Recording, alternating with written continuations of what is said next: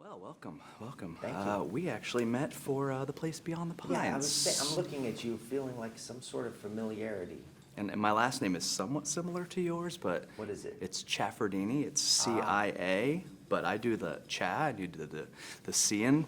Sometimes I romantically think I would like to return to what my name was, which was Cianfrance. I'd love it. It sounds like a boutique Italian restaurant. It does, exactly. But I think there's a Cianfrance coffee out here in Texas somewhere, though. let's find it together. Yes. Right after this. Derek, so good to see you again. I'm so glad to be sitting with you. ROOFMAN, I guess it doesn't get any more real than this. And you steeped it in that time, the ephemera of the Toys R Us and the Blockbuster, even had some of the actual people in the movie. Was there a point where the realism got to be a limitation for you? No, the realism was, it like freed me. It allowed me to believe in the movie because this is such a wild story. If you just hear it, when Jeff was telling it to me for the first, couple hundred hours of conversations I had with him, I thought he was just telling me a tall tale. And it wasn't until I talked to the real people who were involved in his life that I realized, no, this all had happened. And one of the reasons I shot the movie in Charlotte, North Carolina, where all the events took place, was just to help me believe it. Because movies are built around suspension of disbelief. And when I'm on set, I have to suspend my disbelief. I can't, I could never shoot a scene where only one way of the background was real and the other way was fake. I just can't. Yeah. I just don't know. I can't believe in it enough. So I have to immerse myself in a place, and I like immersing actors in that same kind of environment. So the reality helped, but at the same time, I wasn't making a documentary. I wasn't doing a journalistic piece. I was making something that was exploring a cinematic truth. Sure. And so I knew what that was, and I was just always searching for, I was kind of following my own trail. I felt like an investigator, like an emotional cinematic investigator in this movie. And so going to the real place, reality just helped that. Well, it's also freeing too because you can see the end of the line, right? Mm-hmm. It's like when you're writing a movie, you may not know what the finality of it is, and so I guess you could corral the focused lens with that.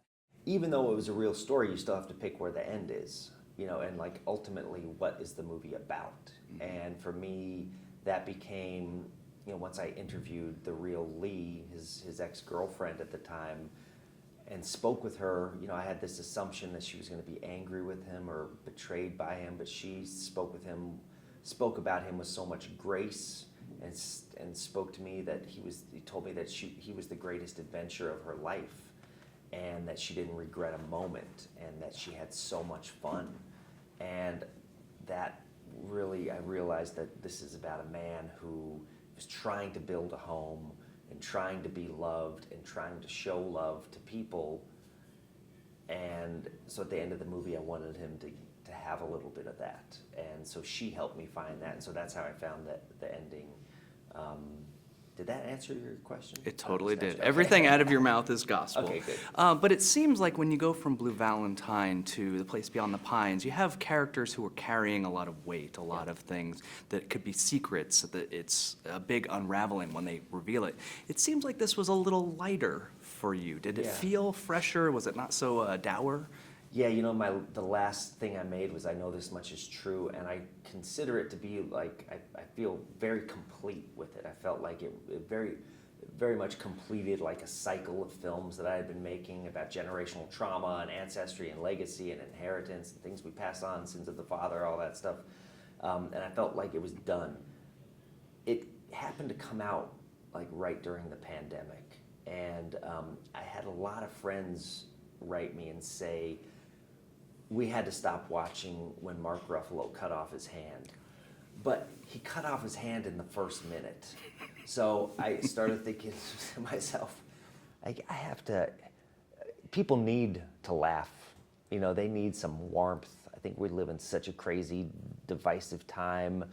Battle lines are drawn, and I just wanted to make a movie where it could focus on people who make big mistakes, but people who meet those mistakes with big empathy and big grace. And so I wanted to make something that had that warmth to it. So I was thinking a lot about comedy and tragedy, because my wife's a comedian and I'm tragedy.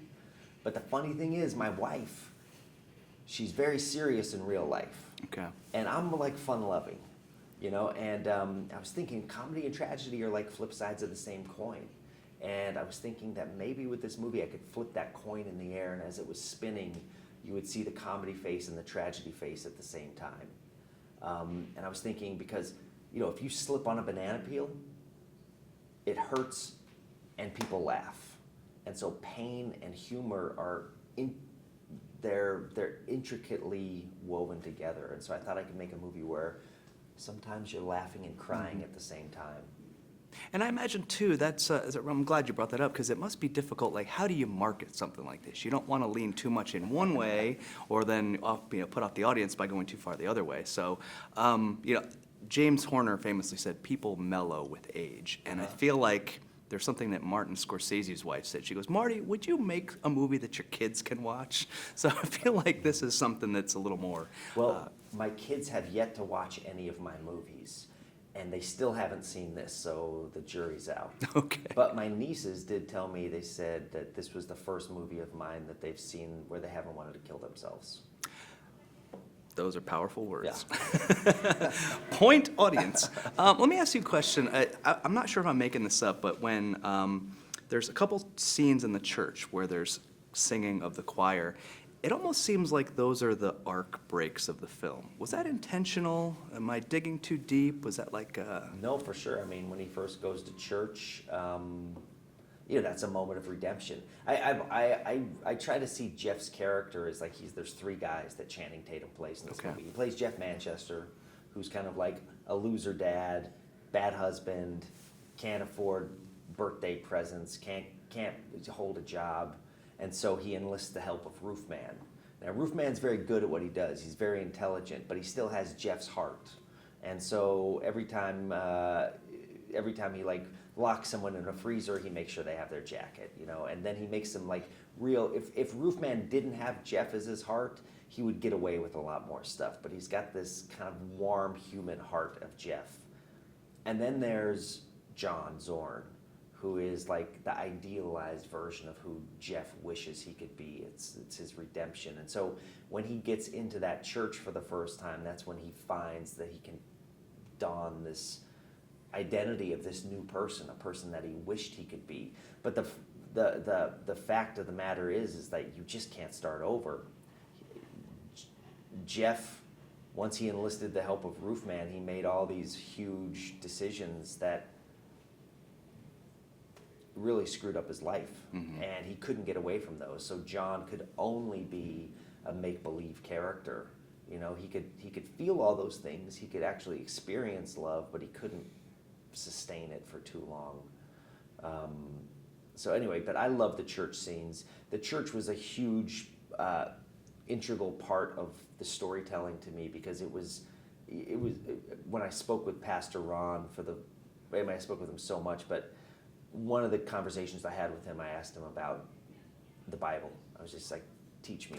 And he says, first thing you got to know about the Bible is the Old Testament's judgment and the New Testament is grace. And that in his life he tries to err on the side of grace. And I thought to myself, okay, well, society has judged this guy pretty harshly and sentenced Jeff to 45 years in prison. Maybe the movie could follow Ron's lead here and see him with a little more grace. And so I tried to build that church exactly the way Ron had it, which was like a place that was diverse, that was welcoming to anyone that came in off the street, and see this guy with grace. So yeah, the church is a huge place. It's a safe spot. It's a redemption space for Jeff. Well, it has a draw and legitimacy, and it does add to the elements that you put on screen. One thing that you put on screen that people loved was the Toys R Us. So you kind of got to go back in time, do it over again. If you can go to your younger self and live in the late 90s, early 2000s, what do you miss? What does little Derek C. wish he could put his hands back on? Oh, geez. What does Derek C. wish he could put his hands on? It's dangerous to get too nostalgic. One time I did do that. I went on eBay, and when I was a kid, I had this Fisher-Price movie projector, and I used to spend hours and hours, and I had this like Mickey and the Beanstalk Super 8 cartridge, and I would play it in forward motion, I'd play it in reverse, I'd play it frame at a time, and really my whole childhood, I think it's how I learned about cinema, persistence of vision. I could hand crank this thing.